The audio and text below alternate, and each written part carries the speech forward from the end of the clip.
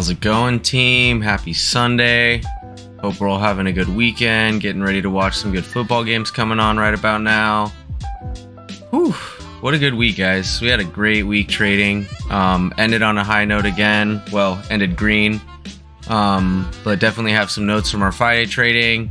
Really happy with the progress that we're making for myself and a lot of people in this group, and really seeing how these videos and our review and our disciplines really starting to make a difference in our trading. That said, I definitely noticed a few things Friday. This video is a little bit more of a review of the whole week and more Friday at the end of the week, see how things went, rather than going through the technicals of each trade. We did end the day green. We made about 170. It was one of our better days so far, but still not quite getting to the goal that I'm trying to hit every day. But I definitely noticed on Fridays that my discipline is just not there. I know I said it a lot last week. I have a lot less sleep on Fridays because of my work schedule. And even though this week I did a little bit better job of trying to force myself to get home from work Thursday night, go to bed, and just be ready for Friday, it's just losing those couple of hours that I'm used to throughout the week. I am seeing such a big difference in my trading. I have less discipline. I'm over trading. I follow the group a lot more, just listening for other people's call outs and trying to take their content. I'm chasing chop a lot. Just a lot of things that I know I've been focusing on, and you've slowly seen each day I've done less and less of and gotten better with. Fridays definitely feel like that day where it's like, yeah, if there's something there, I'll take it, but I'm not sitting here trying to focus and be disciplined and trade professionally like I had done a good job progressing towards all week. That said, I'm just going to kind of show you my charts here. It's not so much important to go through the technicals because I'm well aware of the issue. The technicals were bad. It was a lot of chasing, a lot of impatience. This is Tesla. I started the day chasing a bottom here, went short at the bottom, took a loss there, immediately tried to make it back up. So we went from chasing to revenge trading, and then just let it go. We did later in the day make a nice $10 gain on Tesla, so that we ended up positive. But again, I don't even want to go through these technicals because I don't want to count, sure, this looks like a decent technical trade and this looks like a terrible one, but I know that it wasn't about me looking at technicals. It was me being impatient and just wanting to be in the market, when really accepting that, hey, if your schedule doesn't line up with it, or you have work, you have lack of sleep, you have just personal things going on with your life, it's okay not to trade. It's okay not to do this crap. It really wasn't worth it. I protect myself well in these, and I just take small losses. But what's the point of the small losses? We'll see later in the day. We went ahead and traded SPY. I basically stopped after that in the morning because I knew that I was over trading and I was impatient. I ended up installing a new graphics card on my computer, but that's more just a testament to me not having the focus and the discipline when my morning routine and my sleep schedule gets thrown off coming into the market. So something to note kind of for all traders is how I was saying last week, how that mental and all those things you're doing outside of your actual trading really makes a difference. So this was the gap where, I traded Tesla here and then had a gap of nothing installing the graphics card. But this is where I was saying I just started hearing the group. We did see SPY find a real solid top there and start falling. And I kept trying to get in on it and get out. These are a little off. So I bought a put here, sold out on the next green candle. This was me just rushing back to the market. Because I had heard our group chat saying that, oh, it's falling, and I just wanted to be part of something. But again, I was installing a graphics card. I wasn't being patient watching the market, so I had no business taking these trades. So same thing, got in, put a stop on, continued. Oh, you know what? I pulled a laptop out, continued working on my graphics card, so wasn't even watching the charts. So just threw an order in, got stopped out. Did the same thing again, half hour later while I was still doing some work on the, hard work on the desktop and just trading off the laptop, but really not trading. Once I finally finished, putting in that new graphics card and actually sat and looked at the chart, we had our two best trades of the day.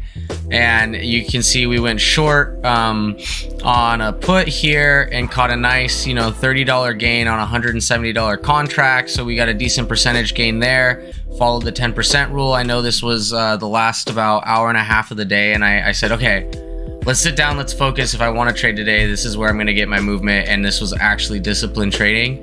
And then same thing at the end of the day, you can see I went back in with a call and rode that thing up almost $100. What I will say was this was a bit chasey, and is I'm buying one contract at a time. So again, this isn't so much to go through the technicals and whatnot. It's to show you that, yeah, we had our two biggest winners on our most patient plays while we actually looked at charts a little bit. But let's look at the day as a whole and realize we only bought one contract here. We chop traded in the morning. We took one contract kind of at the end of the day just to kind of let it ride as this market went up. And though, yes, we were profitable, this is more another example of bad winners where, though I was looking a bit at technicals, it's just so much chasing, so much lack of discipline, lack of rules, that it's not something I want to repeat. It's something that made me really start thinking about, should I be trading Fridays? Because we've been doing so well Monday through Thursday the last few weeks and improving our trading and our discipline. So that being said, not taking too much time on technicals here, I did want to show one thing, just real quick, talking about how this mental game really is the whole thing. My lack of sleep last week, my lack of discipline and focus this week, it's what was the difference of me being a good or a bad trader. A lot of the times I saw myself earlier in the week that if I started chasing chop or making bad trades, I would notice it a lot sooner and cut it out. And I really noticed that when the focus isn't there, the trading isn't there, then it all follows through. So one thing I want to transition to as we go into a new month, Monday is going to be the last day of January. So we can kind of just have that as a wake up day. We can add it. I'll leave it up to you guys if we want to include it. But starting February, I really want to start sharing my account, sharing my position, showing that progress. I know we have a good handful of traders in our group that are doing that, and it does two things. One, it really motivates me because I see other people's progress and it makes me want to progress and get better and keep doing these videos. But also it really helped me. It made me think, well, if I start doing that, then I can't hide the little trades that I made throughout the day that I know I don't want to put on the charts or put in the video. Not that I have hidden them in the videos, but we just kind of scan over them. But if I am sharing my whole progress as on the account, I think it'll help me see that growth and work for that growth and just hold myself accountable, knowing people are going to see it. One thing that I wanted to talk about how with that growth was a lot of us are struggling, thinking so much about that big picture dollar amount and all this other stuff. And I think what's most impressive to me on our members that are sharing sharing their progress is the amount they're making daily. Not the amount in dollars, but the amount in percentage. They're consistently hitting at least a 10 or so percent. And then that's where you're seeing the dollars grow. That's where I'm really impressed, is seeing, well, who cares that, what you make every day? Look at where you were just 30 days ago and look at where you are now. Like, holy shit, if I did that, I'd be way more than confident and comfortable doing this full time.